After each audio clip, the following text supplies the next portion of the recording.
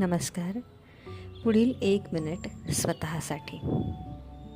डोळे अलगद बंद करा. मी शुद्ध पवित्र आहे. स्वतःला सांगायचं आहे, मी एक शुद्ध पवित्र बीइंग आहे. माझे मन शुद्ध पवित्र आहे. माझा प्रत्येक विचार हा शुद्ध आहे. माझा दृष्टिकोन पवित्र आहे. पवित्रता माझ्या आत्म्याचा निजी धर्म आहे.